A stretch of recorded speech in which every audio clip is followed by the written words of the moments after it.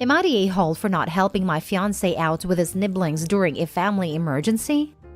I grew up a foster kid and I don't have the best grasp of normal family dynamics, so I'm not sure if I'm the a-hole or not. Background info. I, 27 female, did not get along with my fiancé's family. His parents have been rude to me from day one because I don't fit their ideal of what a nice girl should be, and my background is significantly different than theirs. His brothers and sister-in-law are also a bit condescending about my work and lifestyle. And after a particularly contentious holiday visit last year, I told my fiancé that I would be low contact/no contact with his immediate family thereafter. I don't mind him visiting them or keeping in touch at all, but I will not. They can always be his family, but they won't be mine. And if that was a deal breaker, so be it. He agreed that was fine. We're child-free. Plan to elope instead of having a ceremony. And as much as I move around for work, we'll likely be thousands of miles away from them for most of our lives together. His brother and sister-in-law were in a car wreck last week, and both ended up in ICU. They have 3 kids under 10, and as my fiancé's parents were at the hospital and he wanted to be there as well, he asked if I would watch his nibblings at their house for a few hours and possibly overnight depending on how things went. I told him no. I'll be happy to deliver food, drop off anything he needs, and run errands, but I won't stay at his brother's home or be in a position to interact directly with his family. Besides, the disruption to my work schedule. If it turned into an overnight deal since I have to get up very early, I doubt they want me there. And it sounds like a fight's waiting to happen once the emergency is over. We went back and forth over it, but he finally ended up staying with them himself overnight and the following day.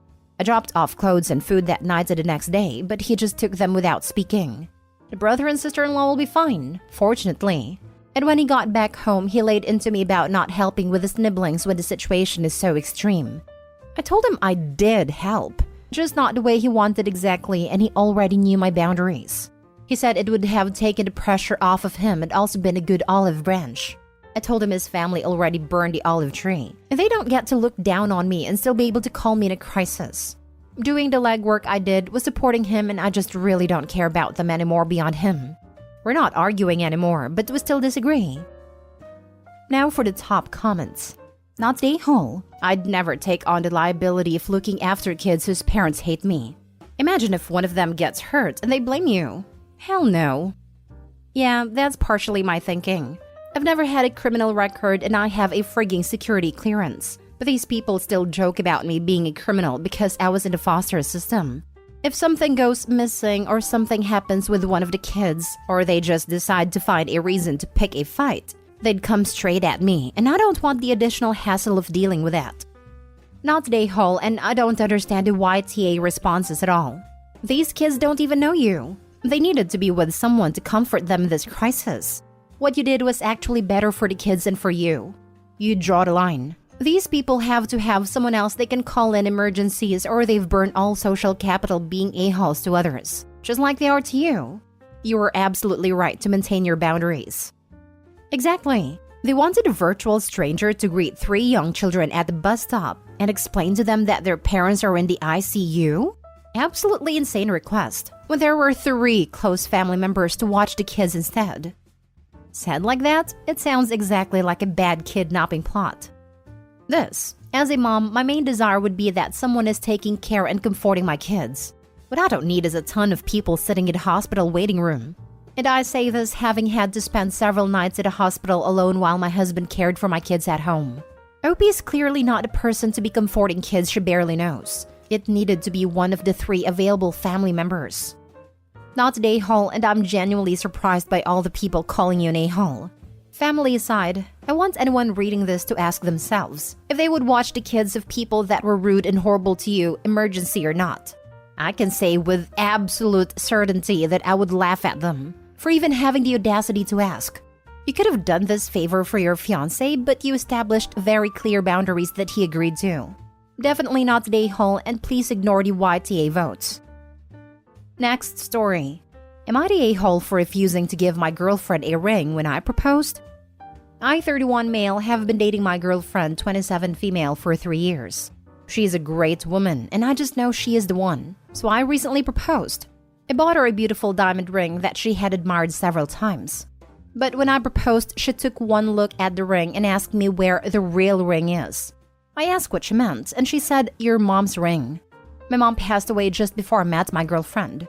She was cremated, and I had her ashes turned into a diamond and placed a diamond on my mom's wedding ring that had lost its diamond. The ring has no monetary value, but it means everything to me. Turns out that is the ring she expected me to propose with. Her rationale is, giving her the most important item to me is the ultimate show of commitment, and refusing to give it to her means I'm not fully into the marriage. She said she can't accept my proposal unless it's with that ring. I honestly can't part with it, but my friends think if she means as much to me as I say she does, and I intend to spend the rest of my life with her, then what's the big deal? The ring will still be around me anyway. Am I the a-hole? Girlfriend, it's only romantic if you propose with your dead mom's corpse. OP, run now while you can. I think this is the only thing to be said, but I will add my 2 cents anyway. This is crazy all as heck. Why would she even want this? And although I think all marriages should last forever, the reality is not good. If this busts up, OP, I can almost 100% guarantee you're not getting this ring back. Also, OP, if you're reading this, way to bury the lead. You did propose with a ring, not just that ring. Her request sounds kinda manipulative actually. I was already ready to say not the a-hole when OP stated that he went out of his way to buy her a beautiful ring he knew she liked. And she had the audacity to say it wasn't the real ring? The lack of gratitude is astounding. And I'm not even talking about her wanting to adorn herself with his dead mother on her finger. Red flags. OP, you deserve better. Keep your mother with you. To be honest, I would be totally weirded out by my fiancé wanting me to wear his dead mother on my finger. So absolutely not the a-hole. Seems like she's testing him. Give me what's the most important to you to prove I'm now the most important. And definitely seems like the type that would see mom as competition if she were alive. Indeed. It's absolutely a test, and so she can feel like she's beating a dead woman and is more important. Not the a-hole, but please understand how much of a red flag that is. You no longer have your mother. Your apparent love of your life took one look at the ring you got her and asked for a real one. Rude. A proposal is not a gifting opportunity, nor is it a competition for the nicest jewelry. It's a moment that someone is expressing their love and desire to always be a partnership together. She ruined that. She seemed to have used that moment to show that she felt deserving of something, and it wasn't marriage. It was a specific ring. She's asking for not only a family heirloom, but your physical remembrance of your mother, a woman she never had the opportunity to meet. And no, this is not some way of being close to her now. This is a very odd power trip. Reevaluate life with her and do not give the ring. Next story. Am I the a-hole for expecting my girlfriend to help me when I did something she disapproved of? I bought a second-hand motorcycle from a friend and began using it to get my motorcycle license. My girlfriend was very against it and showed me statistics of injury rates for motorcycles and how stupid it was that I was choosing to take the risk. I've always wanted to get one, and I ignored her because she is constantly nagging about it being dangerous. We got into multiple fights over it, and I was sick and tired of her complaining. Last month, I got into an accident. No car, only me, where I swerved into a metal fence and broke my collarbone and fractured my wrist. I got myself to emergency and they patched me up. I also got multiple cuts on my face that needed stitches. I don't have the best insurance, so after insurance, I have a $3,700 bill. I can't afford this, and even if I sell the motorcycle, I still have over $1,000 in the bill. I'm trying to get the bill reduced now, but it will take a while. Beyond that, I also can't cook or do basic things like put on the brace to my shoulder or lift things.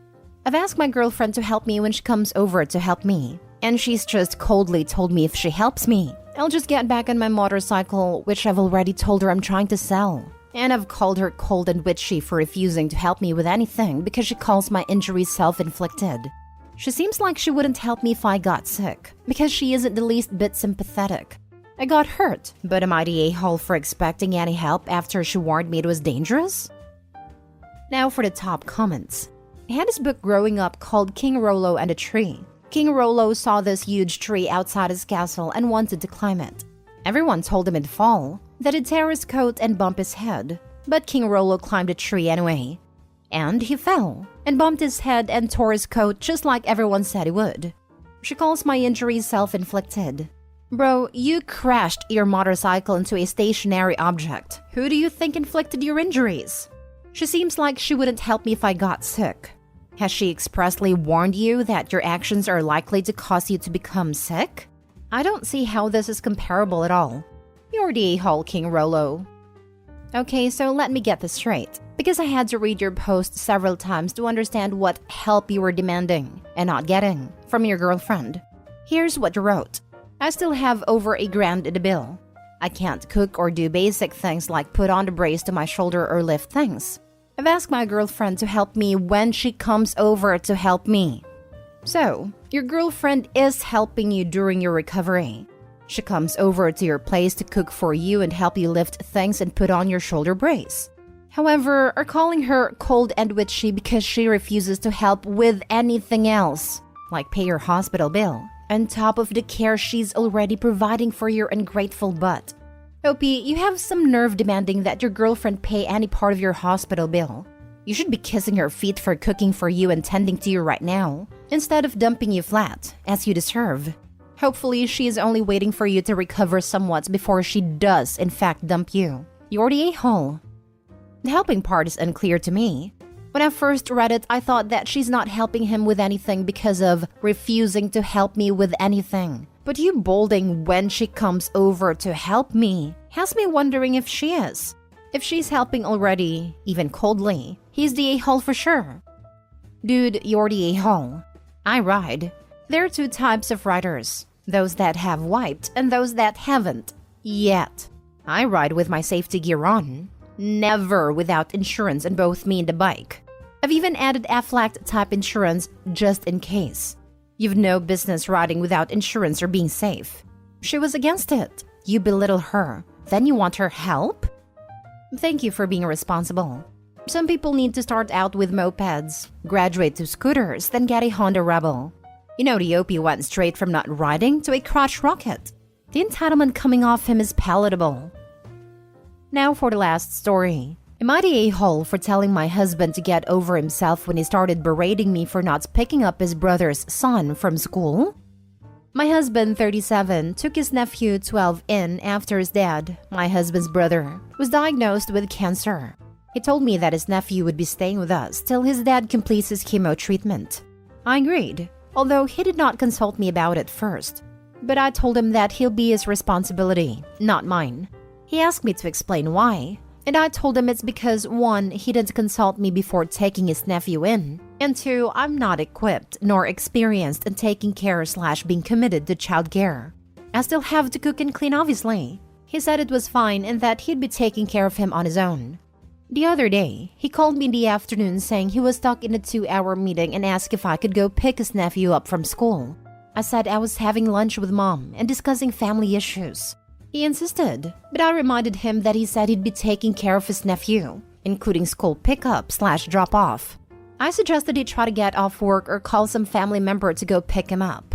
He tried to argue, but I hung up. I went home at 3 and surprisingly found my husband there. He was angry and started yelling at me, calling me selfish and unfeeling. I told him that his lack of management wasn't my fault. He yelled, saying that my lunch with Mom could have freaking waited, but I chose to be freaking petty just to prove a point. I said that wasn't true, and told him to get over himself and stop acting like he was the victim when he put himself in this situation knowing he wouldn't commit. He yelled that he was trying to do all he can to help his brother out, but it was me who's playing victim after I refused to help out. We argued some more and I ended up going to stay with my mom for the night. He texted me some choice words and that's when I turned my phone off. We're still arguing about it. You're the a-hole. I suggested he call some family member to go pick him up. That's exactly what he did. His wife, who should be a partner in the relationship. You're displaying zero empathy to a family suffering through the effects of cancer. Your husband may lose his brother and your nephew his dad. But you'd rather score petty points because you weren't consulted about helping family going through chemotherapy. You'd better hope you never get cancer because I'm not sure you'll have a support system. 100%.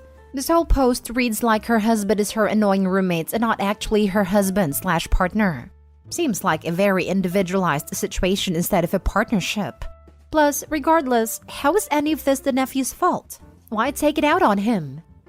I agree with this point, but husband wasn't behaving like a partner either. Partners talk to each other before making big life decisions, like taking in a family member. I feel like this marriage has some serious dysfunction. There are definitely bigger issues than just this incident. He should have asked her if it was okay to have their nephew stay for a while, and her pettiness is next level. For this specific instance, I agree with Yordi Hall because she could have helped out her husband with her nephew. But I have to wonder why either of them married someone if they had no intention of working together in life. Edited to add, it's also odd to me how Opie refers to the kid as husband's brother's son. Like, yeah, that's technically the case, but I call my husband's brother's sons my nephews, and I do anything for them. Yordi Hall. Cold, heartless, petty.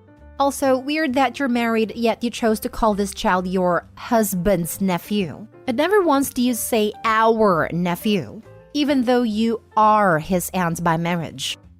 They say when there's crisis, it makes or breaks a marriage.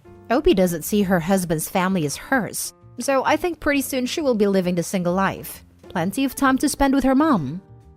Right? Opie almost makes it a point to keep her family separate from her husband's. She was at lunch discussing family issues for her side, while there was an active, more pressing, family issue happening for her husband that she refused to help with. She decided her discussion was more important than her 12-year-old nephew who is stranded and in desperate need of support.